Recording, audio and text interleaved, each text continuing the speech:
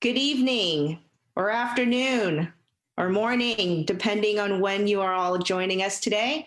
My name is Esther Park, and I am the Vice President of Programming at Ulite Arts here in Miami, Florida. I'd like to welcome all of you for our second talks in partnership with Locust Projects, live on Facebook, featuring one of today's most influential contemporary art curators, Rita Gonzalez. But before I go into her bio, I'd like to say a few housekeeping notes. Restrooms are located outside the lobby to the left of the exit. Just kidding. Obviously, that was a virtual programming joke. This time is also when I command all of you to please silence your phones, but in this occasion, I'd actually like to encourage you to please use your phones by telling all your friends and colleagues that this is happening right now. So share, like, repost, comment, and give us your best emojis on our Facebook chat. And to break the digital ice, tell us where you're logging in from. We'd love to see you if you're just down the street or halfway across the world. Also, friendly reminder that we will be doing a live Q&A hosted by Lori Mertes, Executive Director of Locust Projects, at the end of this talk. So please feel free to post your questions in the chat, and we'll do our best to get them asked to Rita. Finally, one last bit of announcement before we begin.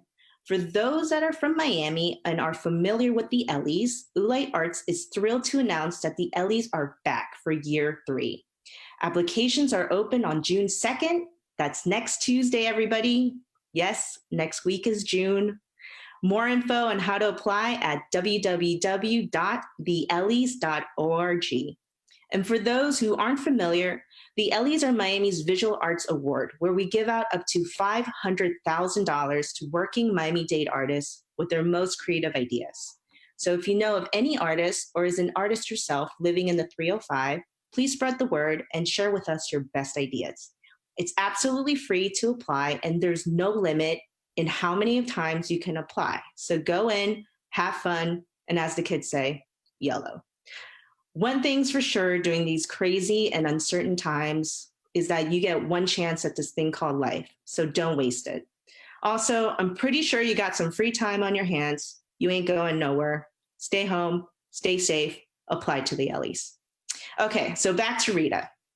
Rita Gonzalez is the Terri and Michael Smooke Curator and Department Head of Contemporary Art at the Los Angeles County Museum of Art, where she has curated Phantom Sightings, Art After the Chicano Movement, Agnés Varda in Californialand, in production, Art in the Studio System, and my personal favorite, Christian Marclay's Sound Stories, among other epic exhibitions and programs.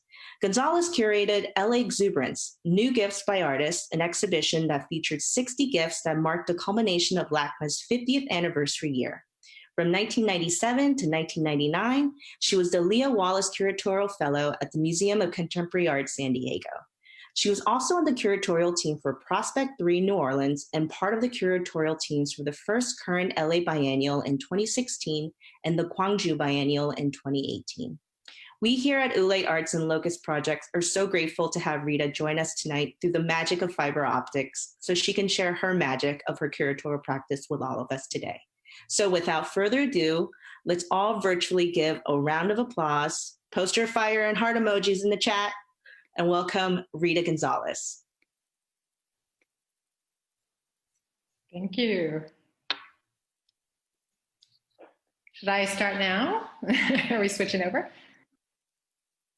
Okay, sorry. This is, all a big experiment, it seems like, maybe a big experiment on us, but thank you so much for having me or for being with me out there. As you can imagine, I'm alone in a friend's artist studio in Glendale, California, and I am, building this up in my mind as this, lecture and, imagining you all out there. So I will just try to do my best to imagine us together in many different rooms, who knows where across the country. I would have so loved to have come to Miami, and it was actually supposed to happen in early March that I would come out. And I wanted to thank Lori Mertes and Dennis Scholl and Esther Park and everyone at Ulite Arts and Locust Projects for that initial invitation. I had been so looking forward to doing studio visits with some artists in Miami, and to seeing friends at the wonderful museums and art spaces in Miami. So hopefully that will happen at some other time. But for now, I'll just launch into this. I'll just start with the first slide.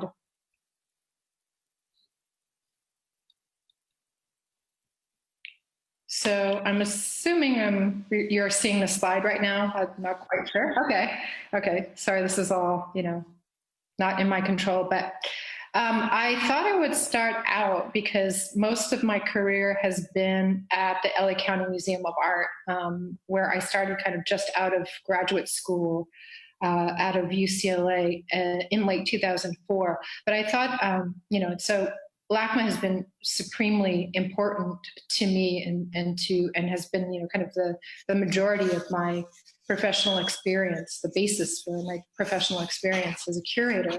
But I wanted to start out with what's happening right now, which is a bit, melancholic because we can't access this right now. But these are the exhibitions that are right now installed at LACMA. They were, fortunately installed before the pandemic struck us. But I just wanted to kind of give you a flavor of what is happening right now, and hopefully we'll be able to access some of these shows when we all are able to go back into the galleries.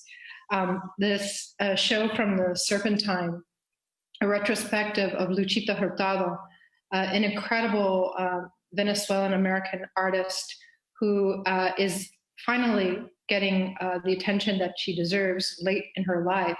But this retrospective that was curated by Hans-Ulrich Obrist and came to LACMA and has been coordinated by my colleague Jenny King. The extraordinary show, Julie Maritou, that has been curated by Ru Hockley and Christine Y. Kim, my beloved colleague Christine Kim at LACMA, and a presentation of a work that's in our collection, a major work by Do Hossa, 348 West 22nd Street, all installed right now in the empty galleries without the audiences.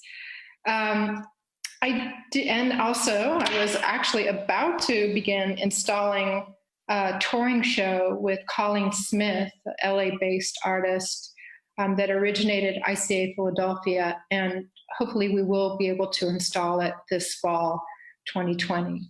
I just wanted to give you that as what is happening now, and what we're definitely invested in curatorially, and committed to, because it really, to me, dialogues, and I'm always in my mind with what we're doing at LACMA, dialoguing with a recent history that is still kind of a painful history and a sharp history that we are working at, in some ways, working off of and working against, and in some ways trying to create a new vision for contemporary art at the museum.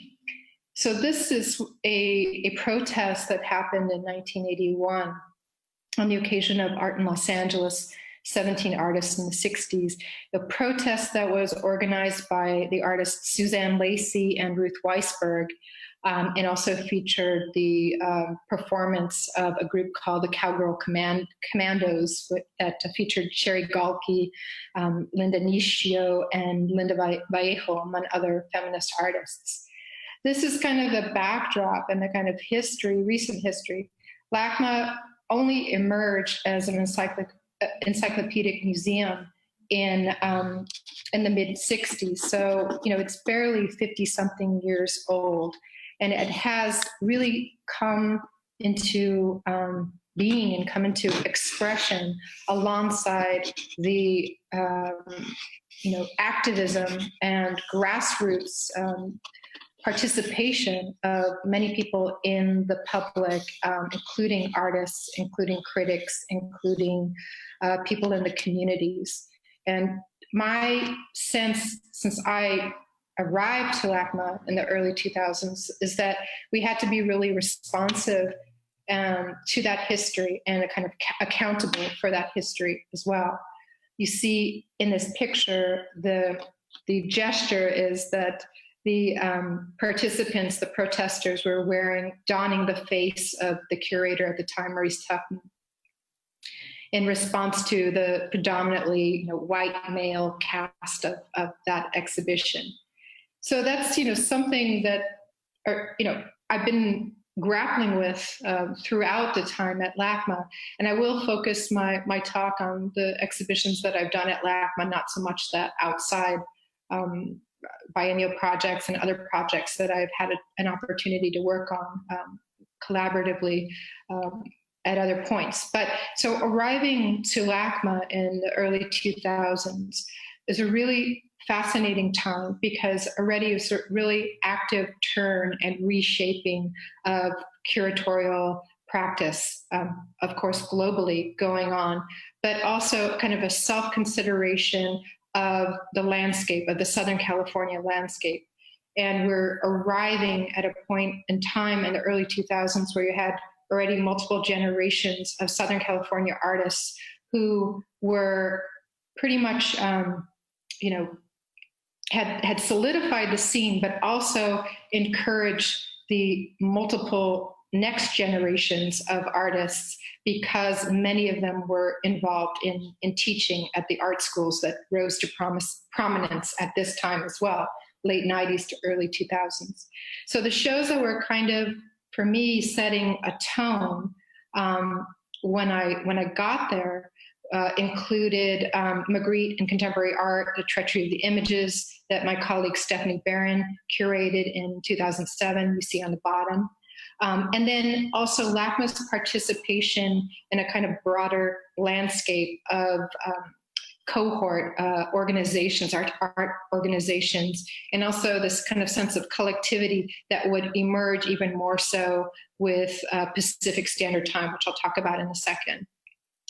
But the upper image being LACMA's participation in a project called Women in the City that Emmy Fontana curated, and you see the Barbara Kruger projection on the top of the old LACMA West, which is now going to be the Academy Museum.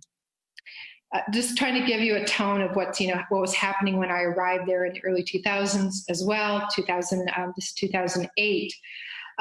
The interest in bringing contemporary artists, which Michael Govan, certainly brought as well when he arrived, contemporary artists into the fold of exhibition design. You see Jorge Pardo playing a part in this presentation of ancient American art, which at LACMA there's a tremendous collection. But this idea of vivifying or animating or bringing a kind of contemporary design or contemporary art modality to the presentation of historical collections was also starting to really be energized. So other things that I was interested in delving into when I started to work at LACMA was to delve into these micro histories. And these micro histories, or footnotes even at that time, art historical footnotes, that would then become kind of major platforms or major areas of interest curatorially and for other institutions outside of Los Angeles. Art and Technology, a major project that happened in the early 70s at LACMA that partnered artists with technicians and scientists and engineers all over the kind of corporate and scientific landscape in Southern California. Grassroots efforts, or the output of grassroots efforts and activism, like Los Angeles 1972, a panorama of Black artists. In a way, the spray painting of LACMA by Asco, I'll come back to that a little bit later, that Asco used to claim the museum as a conceptual artwork. I showed that happened in the early 70s, called Chicanismo en el Arte, that was the result, again, of activism on the part of the Mexican-American and Chicanx communities in Los Angeles, and also the result of really incredible animated curators like Tom Silliman at East LA College and Jane Livingston, who was at LACMA in the early 70s, to bring what was basically an invitational art exhibition that encouraged artists like Asco to participate. So just 3 years after they spray painted, or 2.5 years after they spray painted LACMA, they were included in a group exhibition. Also, what is often touted as the first mainstream museum presentation of Chicano art, the exhibition of the collective Los Four. These are all the kind of research underpinnings for me. And a lot of what I've done at LACMA, working collaboratively, as I always like to do as a curator, has been to bring out these kind of hidden histories or submerged histories. Another image of that early 1974 presentation of Los Four. A show from 1981, I believe, the museum, a site that Stephanie Barron also worked on, that also, I think, gave a template, really interesting template for things that we're trying to do now with the department, which in this case, it was very early, at least in Southern California, presentation of artists being asked to come in and, whether you call it institutional critique or a responsiveness to site, to respond to the campus at the time, including Chris Burden, Michael Asher, Karen Carson, and Alexis Smith, among others. So just to bring them, I know I really enjoyed watching Carrie Brower's talk, and we have so many points of connection. I'm almost the inversion of Carrie, though, because I come out of art and film, and I come out of film studies, but also film production. I studied art. I went to UC Santa Cruz as an undergrad. I studied with artists like Chip Ward. And then I went to UC San Diego, and I studied with a really transdisciplinary cadre, from a video artist theoretician, Steve Fagan, to public artist Lewis Hawk, to poet Jerry Rothenberg. So I'm kind of coming out of a site where, or a way of thinking that was already hybrid and was already working across disciplines, whether that be working across film into visual art. I started more on the media programming side and then entered into curating. Mostly because of the entrance that I had at MCA San Diego. So I lived in San Diego in the mid-90s, and while I was at UC San Diego getting a Master's of Fine Art, I was also what I call my informal curatorial school, which was experiencing a number of years of a very important triennial, it was kind of a triennial, called Insight. And Insight was something that I started out as just an attendee, as a student attending in 1994, and then ended up becoming very involved with a number of the artists like Sylvia Gruner through curatorial work. And then eventually during Insight 2000, I worked with Norma Iglesias, a Mexican film scholar, on a film program where we had film programs on both sides of the border, San Diego, Tijuana. So Insight was located in the border area, San Diego, Tijuana, and involved art curators from all over North America. So these are kind of the reference points for me. I showed also that image of La Frontera, which happened before I arrived in San Diego, excuse me, but was really pivotal to me because border art was at this moment in time the kind of presentation and theorization of border art, and I mean really specifically on the US-Mexican border, had a fundamental impact on me that really has been the kind of key to a lot of projects that I've done going forward. And here's just some of the highlights that I remembered as I attended and then kind of participated in somewhat as a curator in 2000, film programmer. And then the kind of link in my mind is when I worked at MCA San Diego and I got to work on a project with the Mexican artist Sylvia Gruner. And here's a still from a film that I helped to work on and then present at MCA San Diego. And then, kind of as an interesting link, would be presented the same piece that we had dipped in the ocean in ceremonies, dipped in the ocean and filmed, would be presented at LACMA in the early 2000s in a show that was also really incredibly important to me called The Road to Aztlan. That was the first time I really got to see the connecting. I mean, I'd heard of other exhibitions that had connected Chicano, Latino art with art from Mexico or other parts of Latin America.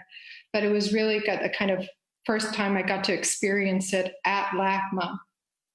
And it was also a transdisciplinary collaboration between Virginia Fields, the late Virginia Fields, who was the head of the Department of Art of Ancient Americas for many years, with Victor Zamudio Taylor, a Chicanx curator who spent most of his later years in Mexico City and became this really incredible bridge for the Latinx artists and framing of Latinx art abroad.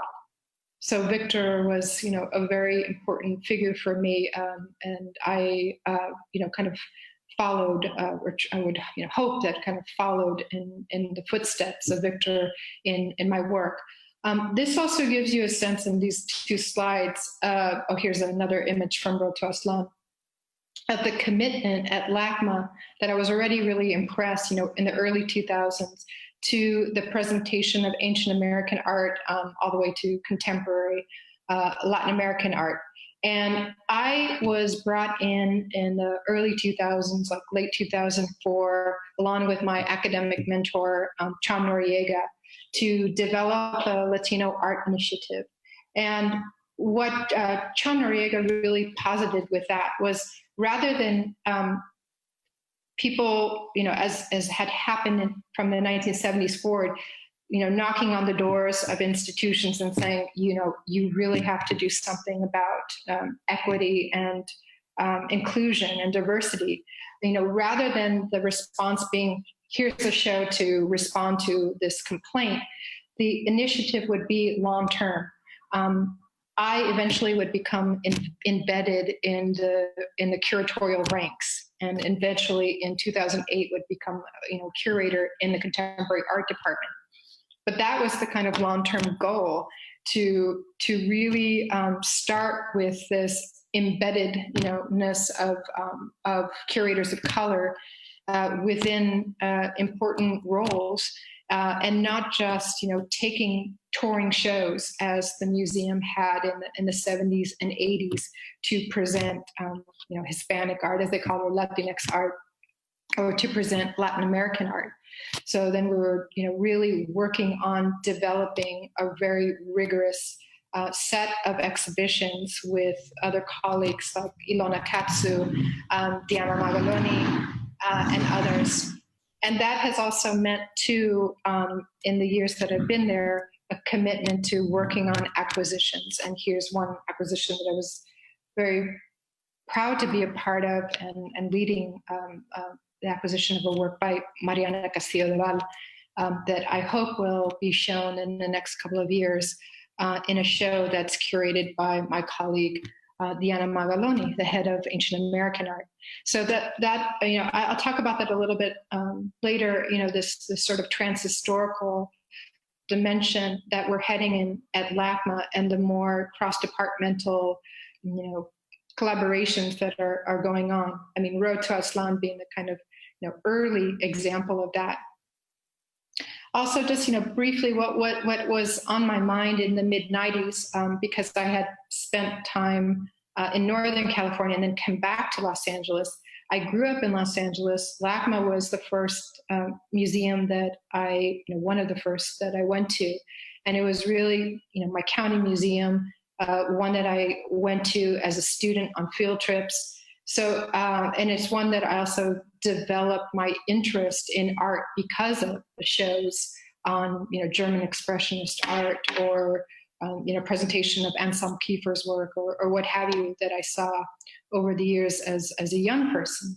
But when I came back, from Northern California to Los Angeles in the mid-90s, there was also a really incredible efflorescence of Latinx artists, designers, architects, artists. And this was kind of the cohort and curators that I really clung to.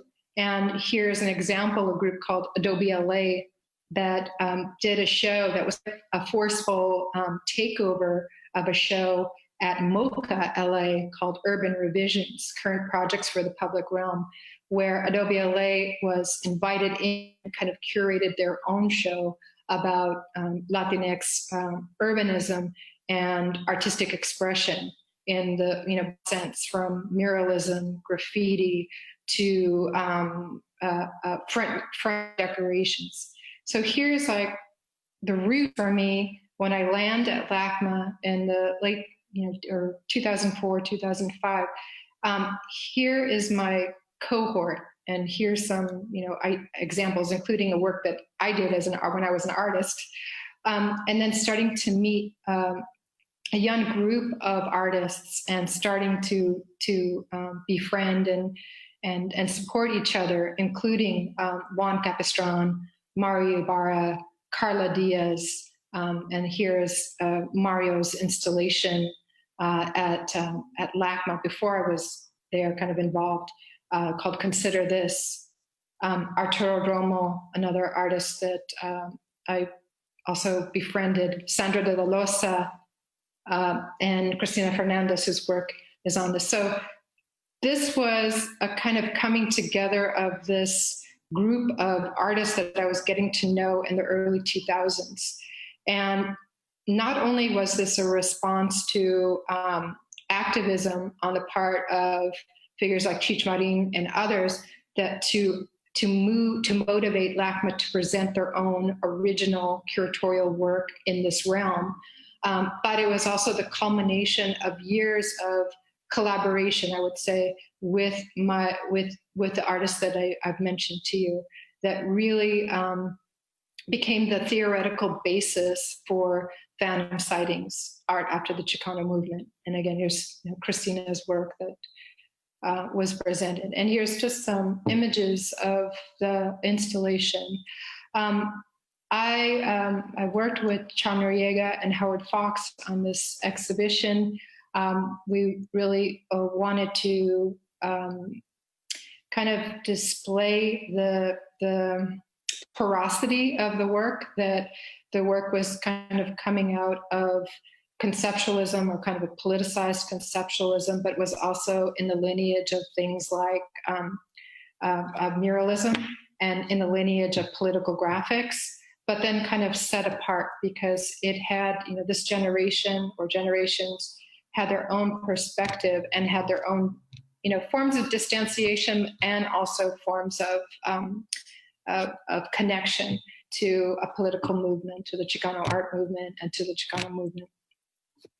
So works by Margarita Carrera, Ruben Ochoa, and Los Hijackers that you see here. A lot of different expressions.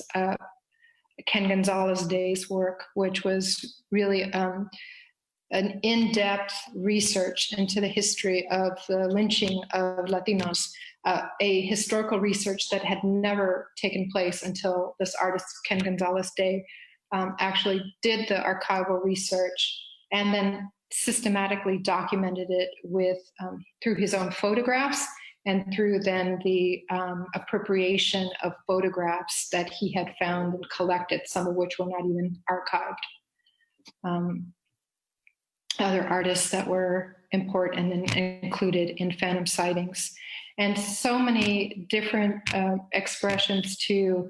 And this kind of takes, this work of Delilah Montoya kind of takes me back to the work of that early 90s border art movement. And this work also still so poignant about disappearance, about immigration, and about the actual systematic militarization and surveillance of the landscape.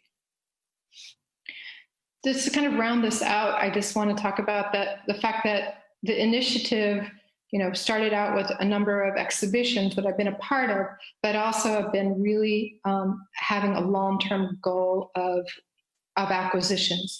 We have no endowment for acquisition, so everything we have to fundraise for. So it's a combination of gifts and fundraising. But just to kind of give you a sense of how I really have tried to emphasize this at the same time as we've also been, working to diversify and globalize the departmental holdings as well.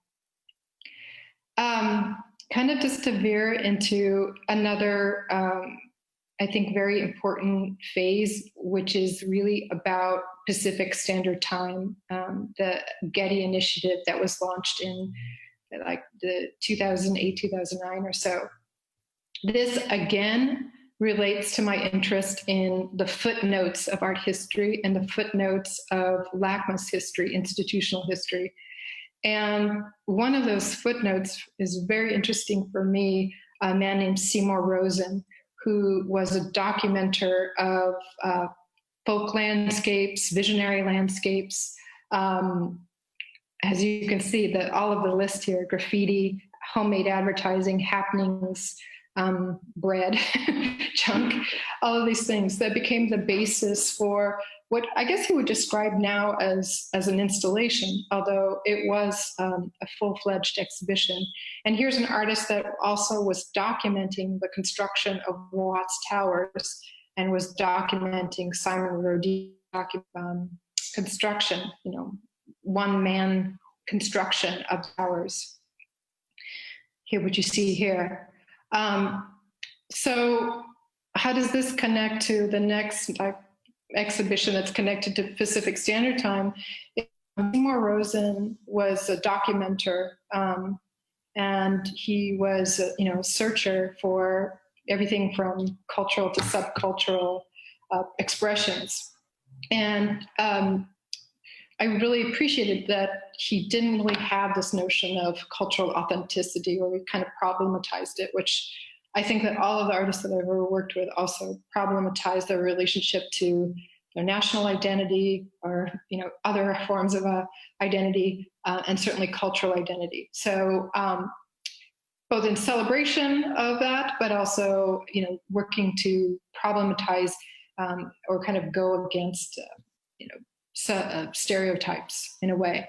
So Seymour Rosen was one of the first people to document the group Asco, the Chicano art group that emerged in the early 1970s.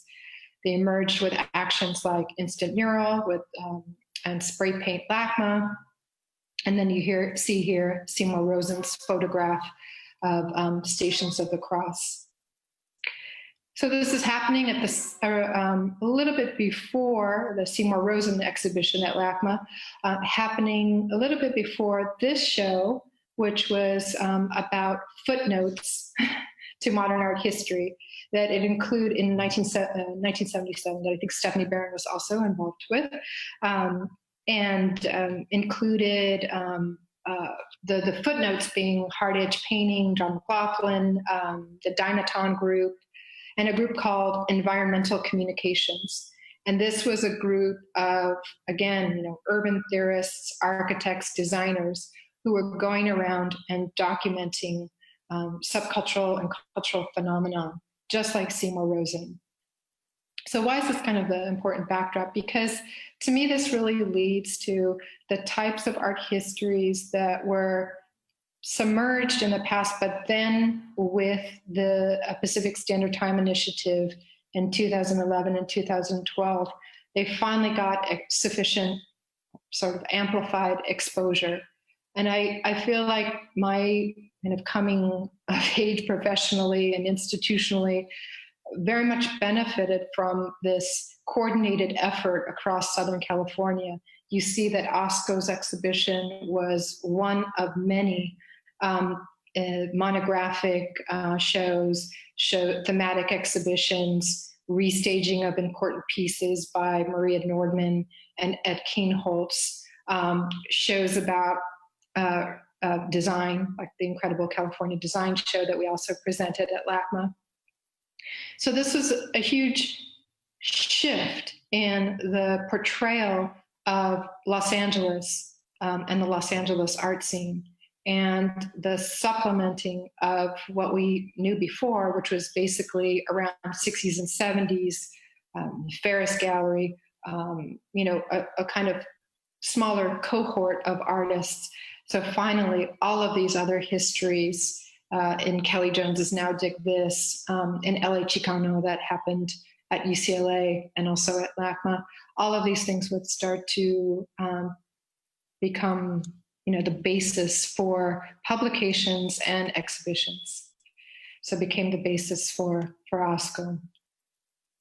I want to, move forward a little bit because I also wanted to talk about the collection, but just to say in terms of the Asco exhibition, this is the result of years of scholarship of my colleague Undine Chaboya, also the scholarship of Cham Noriega, and also the building of archives, institutional archives, because work by Asco and work by feminist artists and work by a lot of Black artists and Asian American artists was not necessarily collected by the major institutions.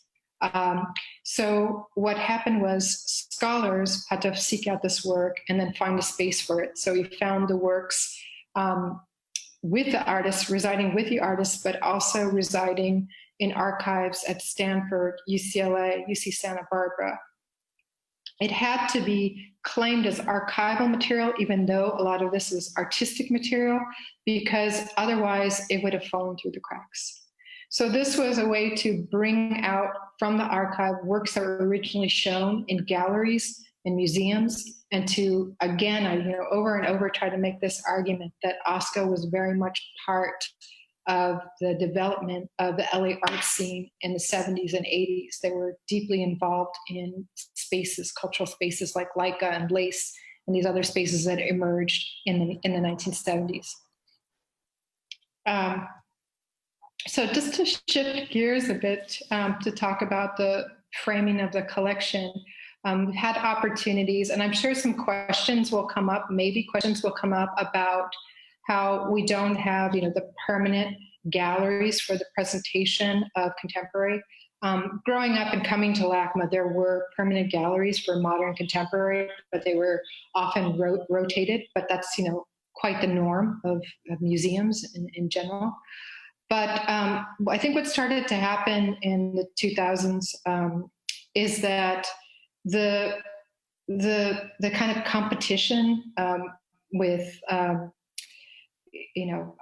what do they call it? Blockbuster shows, getting attendance, things like this. We started to think, across the country about framing collections in different ways. So that, starting when Franklin Sermons was the head of the department, put together with Christine Kim a wonderful presentation of the collection called Human Nature. And then I did this presentation called Lost Line.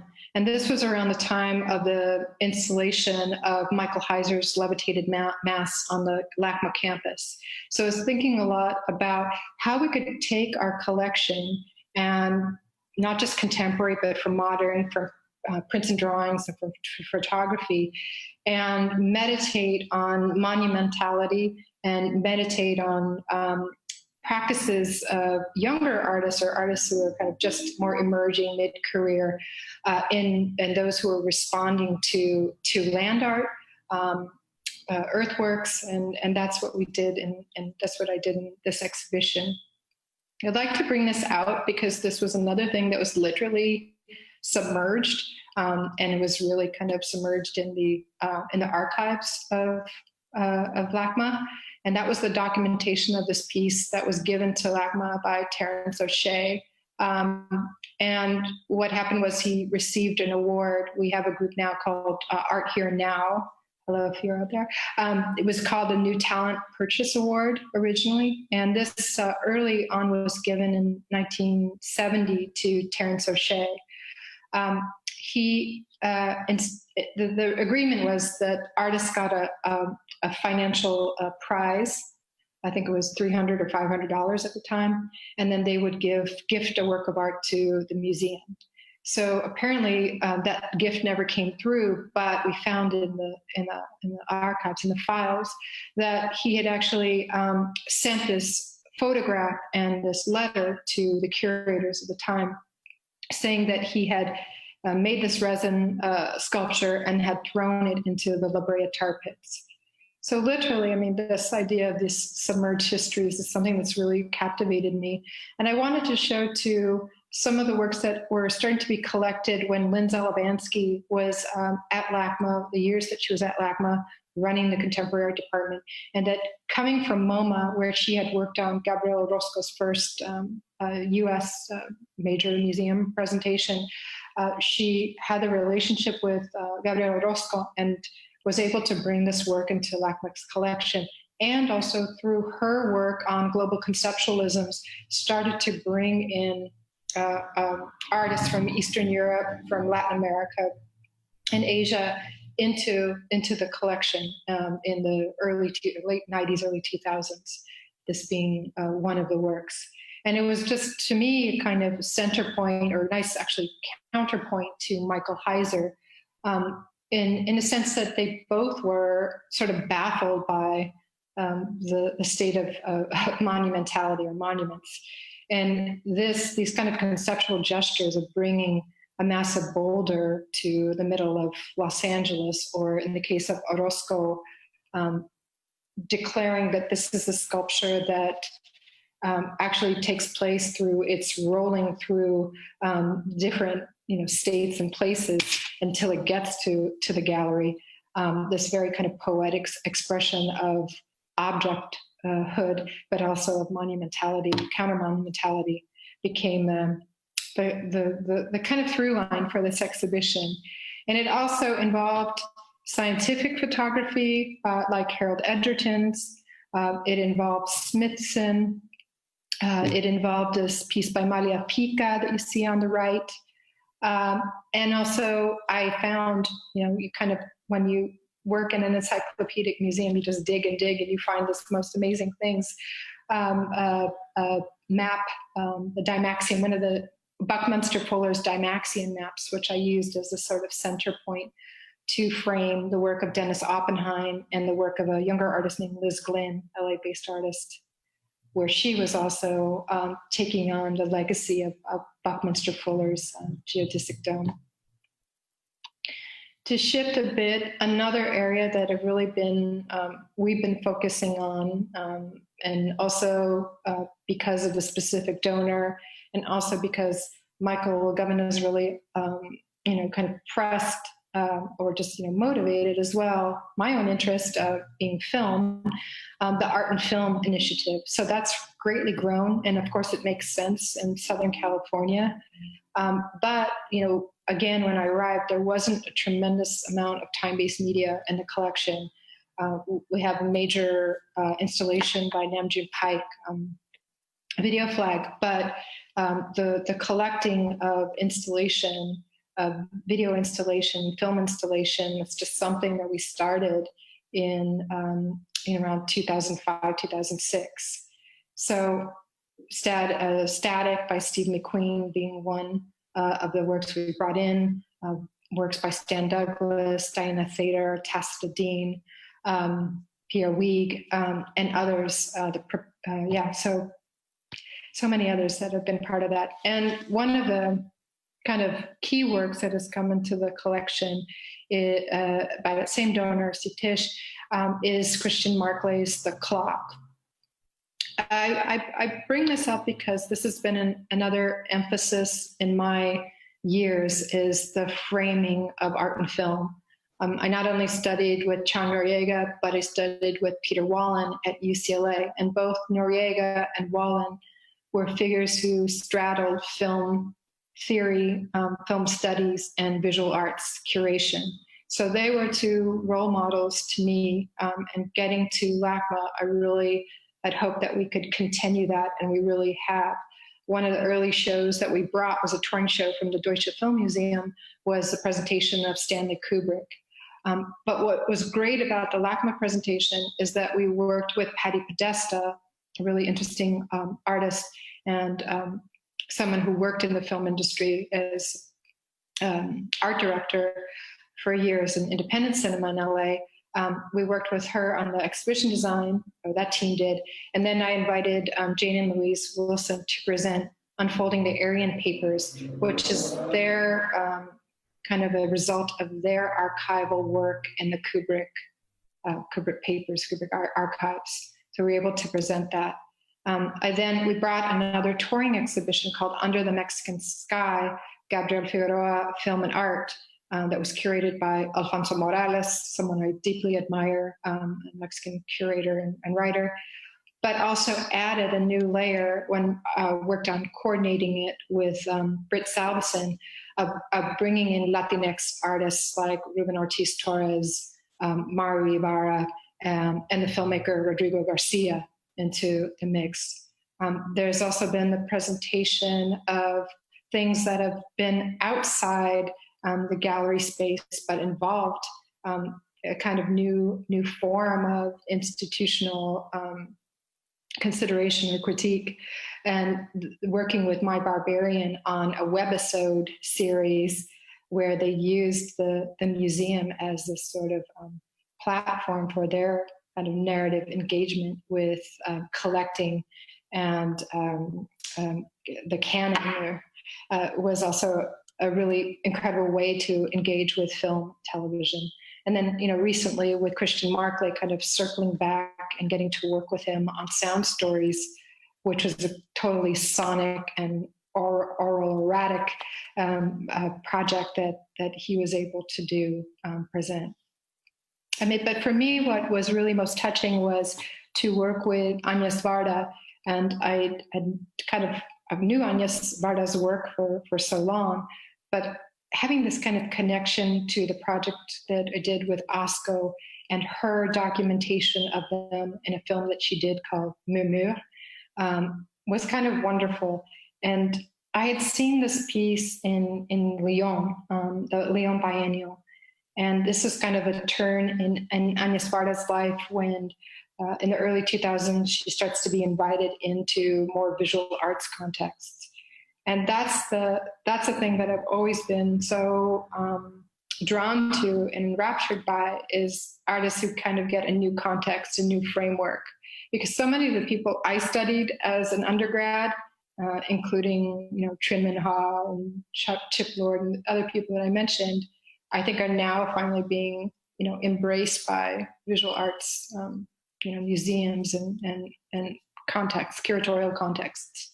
So Agnés Varda, to invite her to come and redo the shack, but to use the time that she had spent in California and the way in which she, like Seymour Rosen or Environmental Communications, had documented Northern California and Southern California through these incredible people like the Black Panthers or Viva, the Andy Warhol superstar.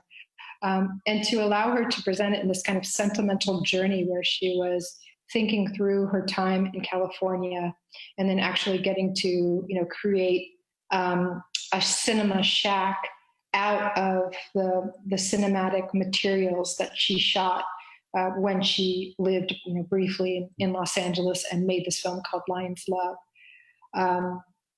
It was a really meaningful experience. It kind of rounds out the section I wanted to give you on art and film.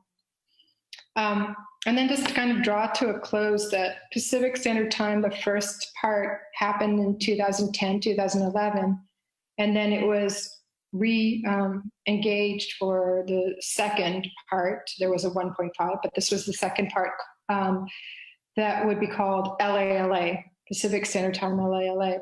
This is just to give you a sense of some of the shows that happened in the first iteration of Pacific Standard Time that had to do with Latinx identity. Mex LA, curated by Jesse Lerner, Ruben Ortiz Torres, a number of shows related to LA Chicano, and then the show that I did with Andine Chavoya, Asco, that ultimately, I think, made a strong argument to the Getty to do the next initiative based on a relationship, or framing the relationship between Los Angeles and Latin America. So this also kind of takes me full circle, going back to my earliest influences at Insight, because this show that I worked on, Universal History of Infamy, I curated with Jose Luis Blandet, who's my colleague at LACMA, and Pilar Tompkins Rivas. And we were able to, like with the Insight, the iterations of Insight in the 90s, they would invite artists to come spend time on site and produce new work. So that's what we were able to do. So a lot of the projects took place outside the gallery and across the city.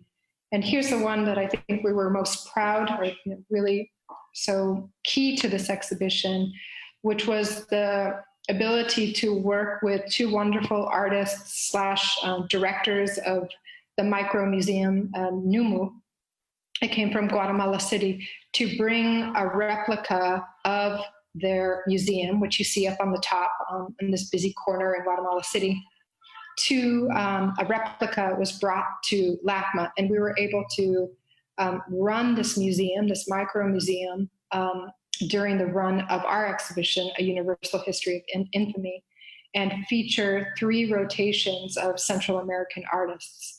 So again, kind of going back to some of these things that I brought in about being subsidiary, or kind of annotations or footnotes, or so, that for me, it's always kind of that push and pull between working in a mega space with a storied history, and then bringing in a diversity of experiences and expressions, and certainly different ways of operating institutions like artist-run museums. So actually bringing them onto the campus. I'm seeing what the time is. I'll just end up real quickly just by saying, just a little bit more on this Universal History of Infamy, that it took place in, again, what I think that Jose Luis, Pilar, and I were interested in doing was also not just containing the exhibition within the confines of LACMA, but the possibility that it could be spread across the city. And I thought, because we were starting to talk at LACMA about satellite spaces, that this would be a good test case. So this is exactly what happened in the show. There were 2 other parts. One that happened at the 18th Street Art Center, where our artists were also in residence. And then another that happened at Charles White Elementary School, which used to be Otis, an art school. Otis moved to a different part of Los Angeles. And now we've been running in collaboration with the teachers at Charles White Elementary, this space. So this gives you another sense of the satellite. And maybe I'll leave it there, because I think some people might have questions about LACMA future and satellite spaces, and I'm happy to talk a little bit more about that. And I want to welcome Lori, Lori Mertes. We're going to do the Q&A together, I think. Lori? Hi, Rita. Hi. Do I have to do anything here or no? No. I don't think so. I think we've got that under control. Wow. I just, I get so excited because having you here and do this talk is so fantastic. And just so everyone knows, I'm Lori Mertes, the Executive Director of Locust Projects, the other half of the partnership with Esther and Dennis at Woolite Arts. But having the opportunity, I'm sure we could track right now on a Google search how many people are chasing down some of the artists that you've introduced to us today. And I think, that's when you brought up the image of the catalogs for Pacific Time, that made me think about how we really don't get an opportunity to find out what's happening, in other places without this kind of talk series that talks about curatorial practice. And sort of the career trajectory of curators. And, your research underpinnings talking about that, unearthing these hidden histories, I think, again, is just going to have such an impact, being able to now virtually online share, your background and some of the terrific work that you've done. Thank you. I have so many fantastic questions that have come in, and I'm going to kind of zip through very quickly, but I just kind of had my own question about the new building, actually. Talking about the role of artists in terms of helping to design exhibitions, that was something that was already happening at LACMA. And I'm just wondering, not to get too far into the building, but as I've read about it, it talks a lot about the new alternative to the encyclopedic space when they describe that new experience, and that it's, the egalitarian display. And I'm just curious, how your role as a curator and perhaps even working with artists is being integrated into the process of this space that's not going to open till 2024? Yeah, that's the thing. Yeah. And the 2024, yes. And the process is, has begun over, well, I would say the curatorial staff coming together around the table and starting to come up with new exhibition models or ideas for thematic exhibitions or for framing the historical exhibitions. That definitely has happened over the last couple of years. And a lot of the curators have been, deeply involved in, because there's a whole, another committee that has curators that work with architectural, with Peter Zumthor and Michael Govan and the Architectural Forum. But this sort of ideas that are now emerging for the new building are happening right now. So it's a very active and generative moment. And it's a moment where I feel like kind of builds on the last, 10 years or so.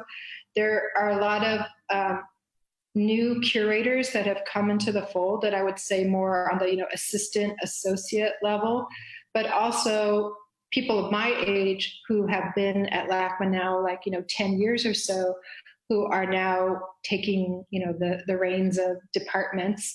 So it's a different generational perspective, or a mixing of generational perspectives, where they're already kind of conditioned to have a decentered, globalized art history.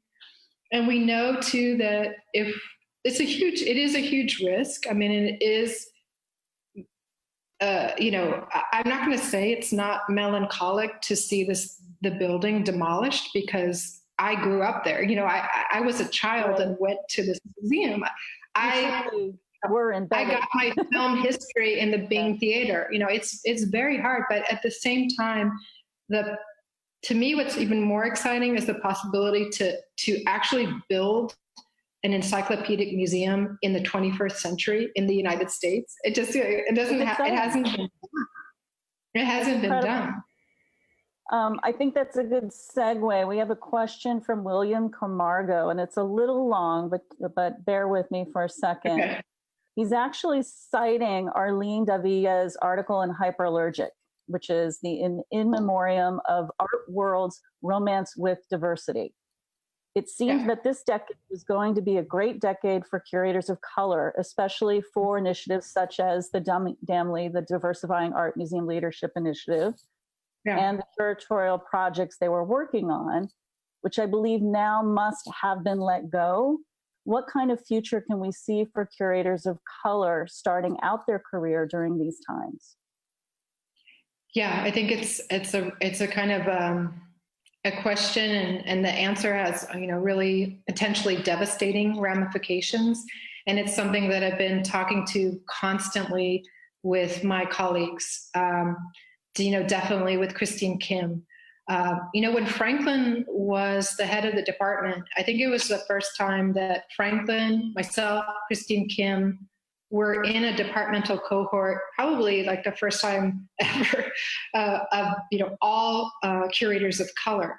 And I feel like it's been embedded enough at LACMA, and there's been a strong enough commitment to it institutionally, that I'm not afraid of that disappearing overnight. I don't see that, but I see that potential in other institutions. And it's something that I hope that all directors are talking about right now. because especially like you said, on the kind of junior front, it's really precarious. And not only that, the staffs that were cut early on or asked to furlough, the education staffs, membership services, education, programming, tend to be roles within the U.S. museum sphere that are populated by people of color. So, they are first to lose their jobs or be furloughed. So I definitely see it as a problem. And I think just internally, I haven't really talked about, but one thing that I've always been involved in and been encouraged to be involved with is mentoring. So we're one of a group of museums that's involved in the Mellon funded project to bring undergraduate interns and graduate interns into the fold and really develop over not just a 6-week internship, but to over 2 years developing and mentoring mostly young people of color, curators of color. So it's something that is really a concern to me, and I think will continue to be front of mind for us as we're discussing. And in fact, Christine Kim has done a really incredible job of doing a public program on racism and public health that we've been doing at LACMA. So I think we'll continue to address issues of equity going forward. Yeah, that it's such a vital moment. As much as we know that artists are vulnerable, and with the gig economy, some of the first to lose and be at threat. But I think you make a really terrific point about the staffs, and there hasn't been kind of a concerted effort around how to support those groups, those people who are working in museums and in these junior positions, particularly. I have a question from Angie, who is Arbelas, who is from Oolite. And she says, Rita, you've been in your role as head of LACMA's Contemporary Art Department for a little over a year. What were you most excited to implement into the department when you first assumed the role? I can't say that we, implemented new doctrines, because I fully feel like we had such a like-minded cohort with Franklin, and, that we were, Christine, Franklin, myself, generationally, of the same fold. We were educated in the same way. We came of age in the same way. We kind of learned. We developed relationships with artists and other curators and cohort around the same time. So that to me kind of was already locked in. It was more just the possibility that I'd be able just to have a little bit more stability across the board. It's a really, the institution's very hierarchical. It's an encyclopedic museum. It's still like one where you have colleagues who have been in place for, 20, 30, 40 years. So you don't enter into it and automatically have a place at the table. It's something that you have to slowly develop. And all I can say is that, now that I'm in this position, I just want to make sure that I, don't have anyone who is kind of coming in and the department doesn't have to kind of go through that. That there's always this sense of equity or, kind of a give and take and a dialogue. And I think that just might be a generational thing. But I think Michael Govan also really encourages that and empowers women and curators of color. So that's another thing, that there's that sense of kind of more democratic. And I think that's partially why going forward into this new building and the planning of the new building, that there's so much more conviviality and cross-departmental collegiality than when I arrived, for sure. And that the possibility of doing something with Latin American art or decorative arts or Korean and Chinese, it's so open because we're already directing that, our energies in those directions in any case now. So that's why I think the future of that building is going to just kind of build on this moment of time in which there's already a lot of curiosity and cross-disciplinarity. Well, so maybe to extend that a little further, so is there one like big audacious idea? Is there one thing, you do a lot of research-based work in your practice. Is there something you're working on right now that you're really excited about, that looking forward? I'm developing... Or the opportunities. Yeah, I'm developing a number of ideas with the collection. And one thing I didn't get to bring up, but right now, still in Shanghai, I have a show called In Production, Art in the Studio System, that features a lot of the time-based media work that we've been acquiring over the last 10 years or so. So we're able to take that exhibition to Shanghai, and we installed that last November. And hopefully it will come to LACMA, because I had originally come up with the idea mostly because, going back to Carey, going back to his exhibition, Hall of Mirrors, that was hugely influential to me.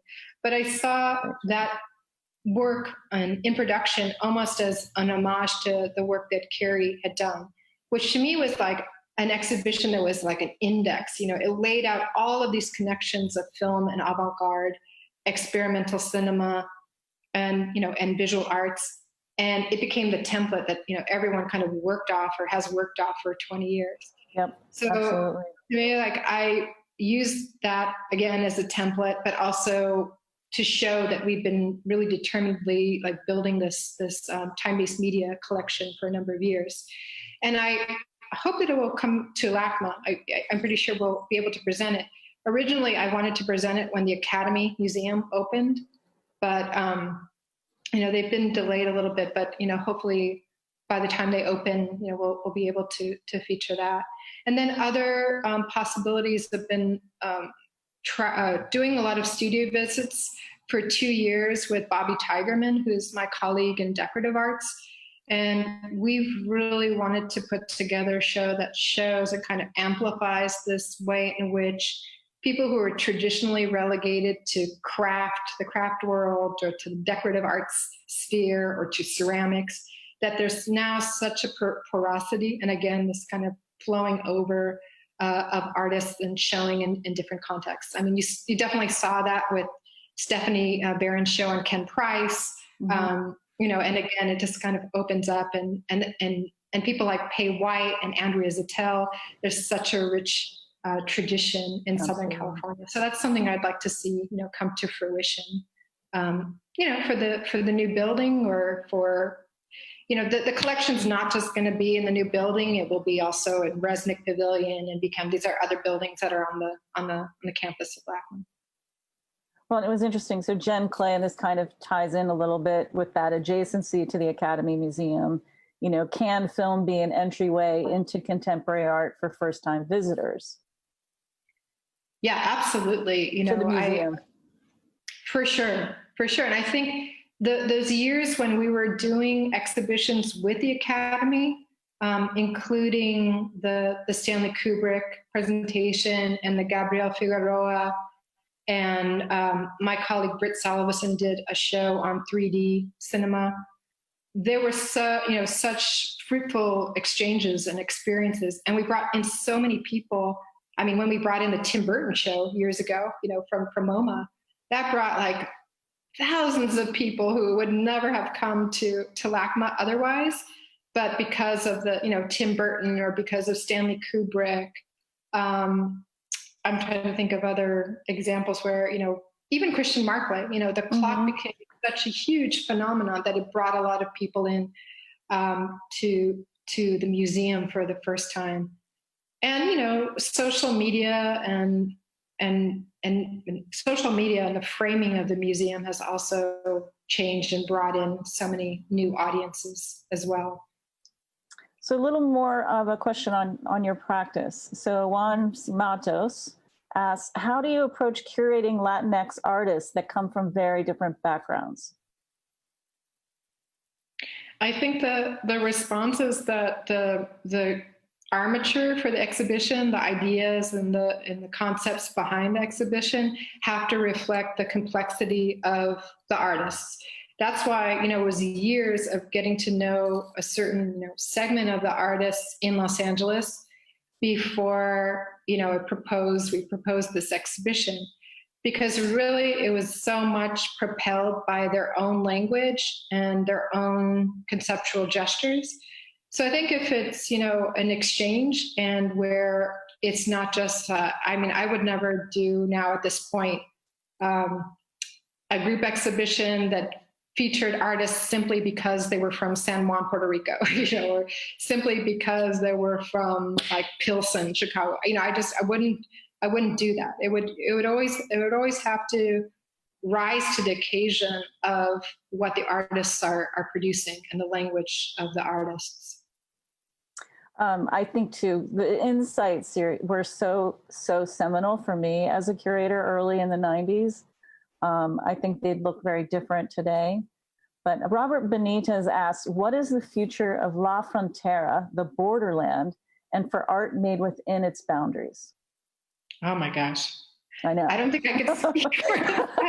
But I was like, we could stay for another hour or two. I also have this other, collection show in the works that is focusing on and kind of giving some historical perspective on some of the work that was produced at the time in the early 90s, and then work that's being produced now, which has a new resonance because of the, ICE detention centers, because new waves of immigration, and of course, because of the xenophobic moment that we're living in now. And then furthermore, I think because of the pandemic, the language around immigrants, which has always been, this kind of weaponization of a language of contamination, the hordes kind of coming into the country, etc.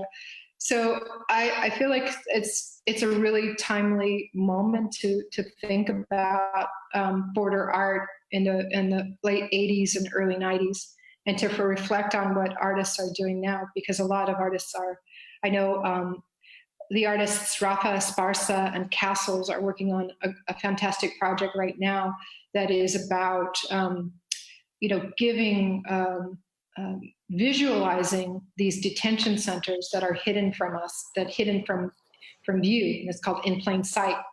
And that's just building on so many, decades of artists who have been trying to bring this militarization and surveillance issues to our attention. I mean, like Guillermo Gomez Pena and many others. Right. One more, Monica Lopez de Victoria, and we'll make this our last question.